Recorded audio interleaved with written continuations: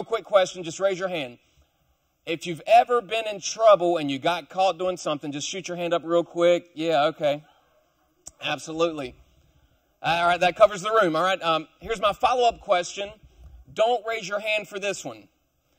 When you got caught, did you have someone that helped you feel a little bit better about what was going to happen next? Like, you're going to get punished, there's no doubt, but you felt guilty, you felt ashamed, you felt like you disappointed someone, and then that person said, hey, let me have a conversation with you, let me help you feel better. What you did was wrong, don't do it again, but I still care for you. I still love, right? Has that ever happened? Don't raise your hand, just kind of maybe, all right, yeah, we're good. Okay, that's happened to some of you. I want to talk to you tonight about a time where Jesus had a conversation just like that. And it was kind of weird. I know that it's strange for a youth pastor, I guess, to tell you that Jesus was weird. But I want to explain why this conversation, not Jesus, but this conversation was a little strange, but in a cool way. So if you've been reading along with us, we've been going through the book of John, and we've been like tackling a chapter a day.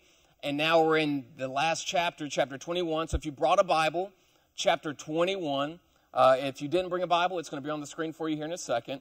But let me tell you what's going on in this verse. Jesus has, if you remember, we led into this, but Jesus was arrested. He was then executed, hung on a cross. And then 3 days later, he was resurrected. He got back up. And what's really cool about that is that his following, right, his followers, his disciples were not there. There was no one outside of his tomb as the sun was rising, counting down from 10, saying, strike the band, 3, 2, come on, applaud, 1, come out, Jesus. Right, that wasn't going on. His disciples were behind locked doors out of the public's eye because they were afraid that they might get arrested and executed as well. So they were all tucked away. They were afraid. Somebody say afraid. I think that fear can be something that causes you to follow a certain path. I think you can have great intentions to say, hey, I want to do the right thing. I'm going to do this. But then there's fear that sets in and you're afraid of the outcome. So then you say, you know what, I better go this way because I'm afraid of what may happen. And that's what we're going to see from a guy named Peter. Somebody say Peter. Peter was a cool guy. He did some funny stuff. But in this particular story that we're going to pick up here in a minute, Jesus is resurrected and he appears before his disciples. And they didn't know it was him at first until he said, hey, cast your nets on this side. And when they did, they got a whole bunch of fish. And then it triggered in their mind something that happened in their past when they caught a bunch of fish.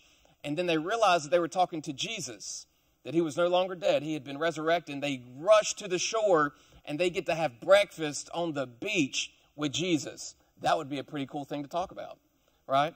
But what's most interesting about this encounter, and it wasn't just any kind of breakfast, like I told you, your words matter. Here's what happened. He's having this conversation, and then Jesus, after they get done eating, wants to have a private conversation with Peter.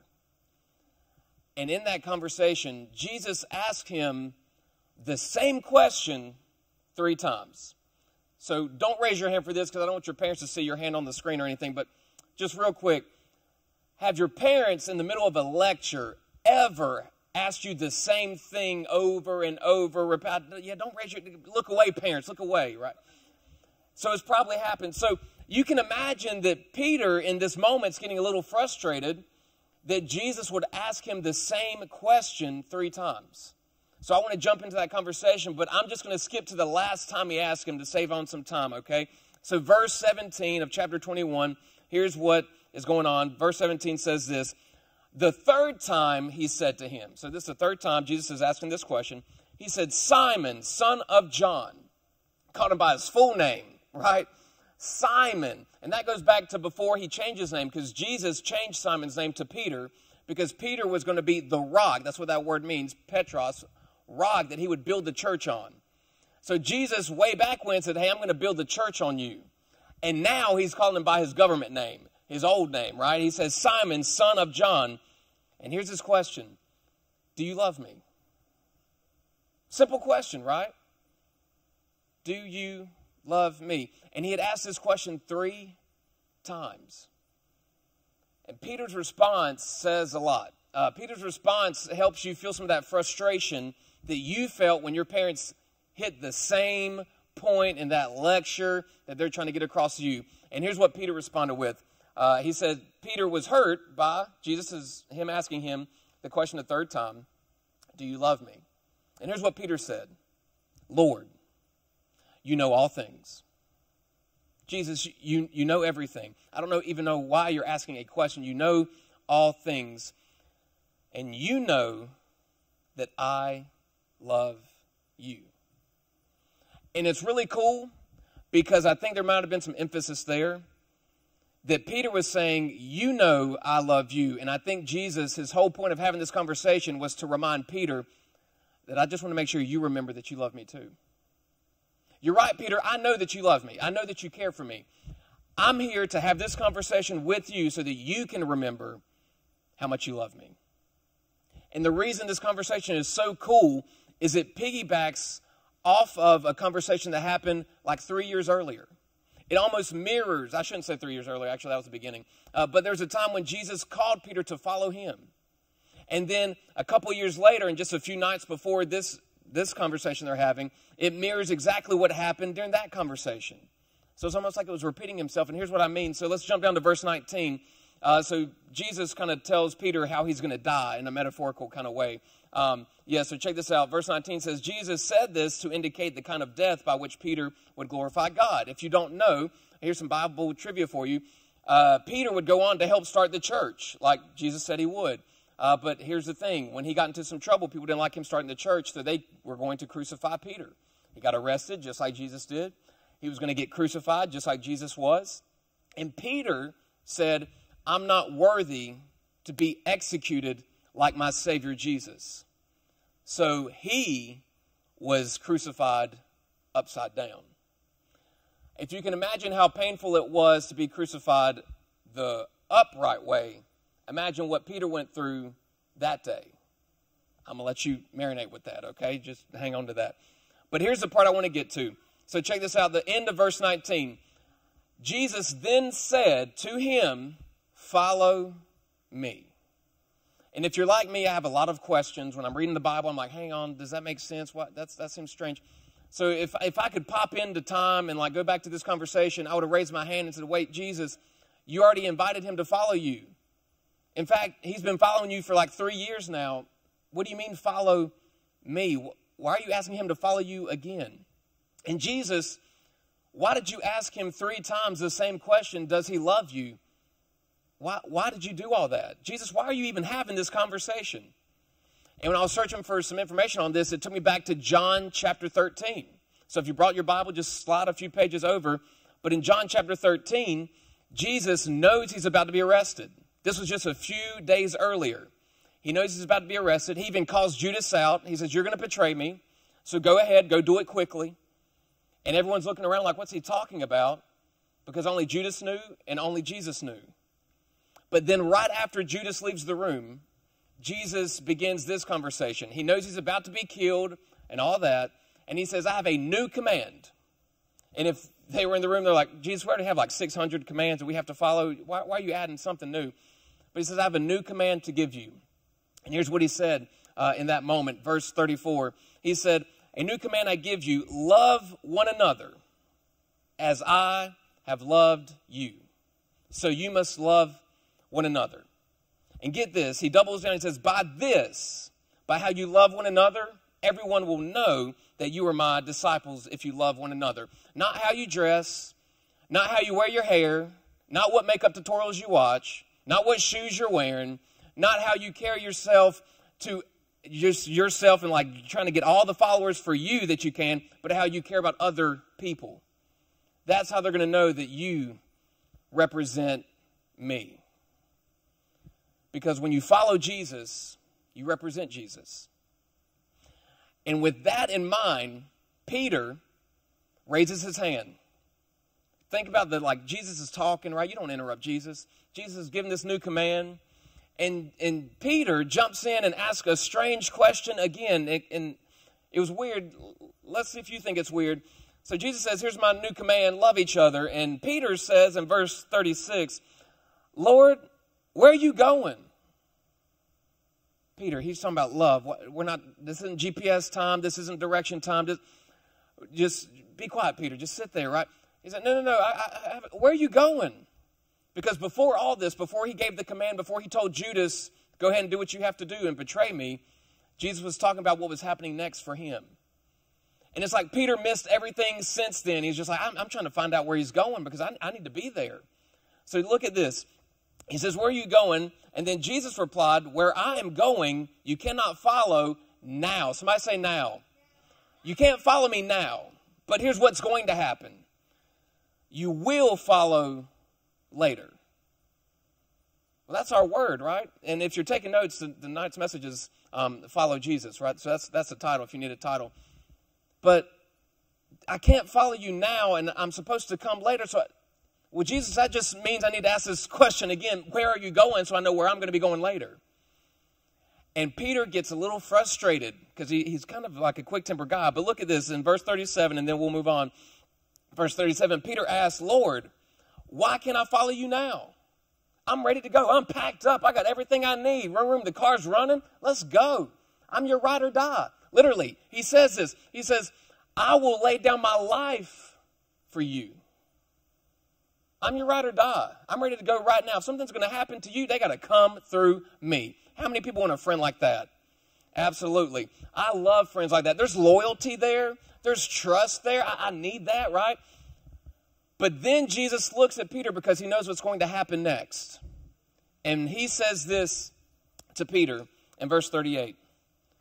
Will you really lay down your life for me? Very truly I tell you, before the rooster crows, you will disown me 3 times. So translation and paraphrase so that we can apply this to our lives. He's saying, Peter, you're talking a lot of talk right now. You're chirping, right? You're saying all these things that you're going to do, but before morning, you're going to disown even knowing me or being associated with me 3 times. But you claim that you would lay down your life for me. And he would go on to do just that. So fast forward, Jesus gets arrested, and they take Jesus to go before the local governing bodies, to go essentially on trial, have a hearing. And this little teenage girl, about your age, comes up and says, aren't you with him? And Peter says, nah. I'm pretty sure I saw you volunteer at squad with him before once. Wasn't that you? With the beard and yeah, that was. And he's like, no. And he gets so upset, he even cusses.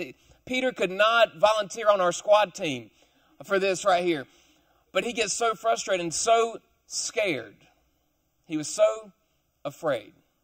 And here's my point. I need a volunteer. Mose, could you help me out? Could you be my volunteer? Come up on stage real quick. Give Mose a big hand real quick for being our volunteer. Yeah. Mose, you be Jesus. Okay? Absolutely. Cool. Jesus said in this conversation that we've been talking about, I'm going to be Peter, okay? He said, follow me, right? So what does it mean to follow? It means that where you go, I go. So here's what it looks like. So you walk toward that table. Following you means I'm going to put my foot where your foot was, and I'm going to go in the direction that you're going. All right, now stop. Following is not this to where, now walk that way, to where I see where you're going, and I just go ahead and get ahead and say, oh, I know we're going over here, and I'm going to get ahead of you. That's not following. So Jesus says, all right, let's go back to the table slowly this time. Slow, Jesus, slow down for me. There you go. He says, follow me, which means I should follow in the same direction, but I'm letting you guide my steps. But here's what happens to us. As I'm trying to follow you and do right at school, do right at home, fear sets in, and all of a sudden I realize that if I keep following you the way you want me to, then something bad may happen to me. So then I divert, and I realize I still want to go forward, and I'll still tell people I'm a Christian. I'll still show people that I go to squad on Wednesdays. I go to church on Sunday. But Jesus, I want to do my own thing. And so I'm not going to follow you. Or better yet, it looks like, Jesus, could you help me get a date? You know the one, she's got the hair with the eyebrows and, I mean, I like all of her posts. I almost DM'd her once, but I got scared, okay? I saved it, but I still got scared, But Valentine's Day is coming up, Jesus. I will go to squad and church every week if I can get a yes from her, right? And then Jesus works a miracle. And she responds back and says, hey, let's hang out. Next thing you know, it's great. We're going to squad together. You go ahead and walk again that way. We're going to squat. We're following Jesus. But then all of a sudden, Paul's right there. Jesus, I don't need you anymore because now she likes me for me. So we're just going to go do our own thing. Jesus, I don't need you in this relationship, Jesus. And we're going to put a pin in that right there and say, don't miss next week or all of next month to have a good, healthy relationship as God has seen it. Okay, and plan for it. Cool. Can we give Jesus/Mose a hand? Yeah. Thank you. Thank you. Careful with those steps. They are short. So now, can it make sense that we shouldn't be so mad at Peter for denying Jesus? Because guess what we do sometimes? I mean, I'm a Christian. I believe in Jesus, but I mean, I don't want to do that. I know he says I should do it. I should care for you like I should care for myself and want to be loved. But here's what we say. Josh, I don't want to love them like Jesus loves me because they don't deserve it. They've been mean to me. They've been mean to someone else. And that could be true. But doesn't that mean they need to experience Jesus a little bit more? And we just saw through Kaylee's story that the power of an invite to Squad, the power of your words on someone can impact their life. But instead, we'll get to the point where like, no, I don't want to, Jesus, I don't want to follow you anymore. And then it's like the game we played where I'm blindfolded trying to do some things. I think I'm doing okay, but I got no cotton balls in my basket. And all of a sudden, I think I can make it on my own. I'm not going to follow you, Jesus. I don't need to follow you. And here's the thing, and if you're taking notes, write this down. We have a tendency to follow what's convenient when it's convenient. I'll follow Jesus when it's convenient. But in my relationship, it's not convenient anymore, Jesus, so I'm not going to follow. I'll follow Jesus until now I'm afraid of what people may think of me. Now, Jesus, I can't follow you anymore. I'll follow Jesus until I feel like there's security that's impacting me. Because, Jesus, I prayed and I thought you were going to take care of me and my family. And we had security, but now my dad's getting orders to go somewhere else. Like, God, I thought you were going to provide for us. I don't know if I can follow you anymore. And 3 times, Peter said, I don't know him. I don't know him. I don't explicative know him. And then he heard a rooster in the background. And he realized that everything Jesus said to that point has come to pass. And then he was arrested, talking about Jesus. He was crucified. Peter was in hiding. And then later on, he said, I want to go fishing. And when he went fishing, someone yelled from the shore, hey, try the other side. And when they pulled up their nets, they began to break. Pretty much 153 fish were in there. And then all of a sudden it triggered something in Peter that this has happened before. I've been directed on how to fish before by this one guy. And we caught so many fish that night, or that day rather. And now it's happening again. So then he realized who that was. And he gets to shore. They eat together. And then Jesus says, I need to ask you something. Do you love me? And he says, you know I do. He says, then take care of my sheep. Do you love me? You know I do. Then feed my lambs. Peter, your old name, your government name, right before Christ's name. Simon, do you love me? Yeah. But it's really cool, and then we're going to close. The first question he asked him was actually this. Do you love me more than these? Do you love me? And it's not clear on what it could, more than these fish. Maybe he was hungry and the fish were really good, like, just so good, like baby rays or something. I don't know. Maybe it was the fish. Maybe he was comparing to the other disciples, like, do you love me more than the other disciples? But regardless, he was asking, do you love me more? So my question to you tonight, Squad, is this. Do you love Jesus more? Or is there something or someone you love more than Jesus? Because you can't follow Jesus and love something more than Jesus. So don't just be a convenient follower. When it works out for you, it's okay. You've got to be, like Peter said, that ride or die. But now I want to turn it on its head and talk to everyone in the room who's ever messed up. And that was all of us, right? What's powerful about this story is that before Jesus went back to heaven, before Jesus said, okay, I'm done here, everything's finished up, I'm good to go, Jesus thought it was so important to have a conversation with the one he thought was most disappointed. He knew Peter had messed up, and he knew how Peter felt about him messing up. And you may be sitting here today knowing that you've messed up. And you might be wondering, I don't think I can ever have a relationship with Jesus because I've messed up so bad, so much. And if that's you, I want you to know that Jesus came to have a conversation with Peter just like he wants to come and have you with him as well. So the question really is this: who are you following? I don't mean on Instagram. I don't mean on Snapchat, TikTok. But do all of your followers know who you're following? Is it the person you're dating? Is it the show you're watching? Is it the celebrity that doesn't know your name? Or is it the one that sacrificed his life for you? Who are you following? So the next 4 weeks when we talk about relationships, that essentially is going to be our question. In this relationship, and me as a person, myself, who am I following? So we have to answer this question before we can step into a relationship with someone else. So with that in mind, would you bow your head and close your eyes and let's pray together.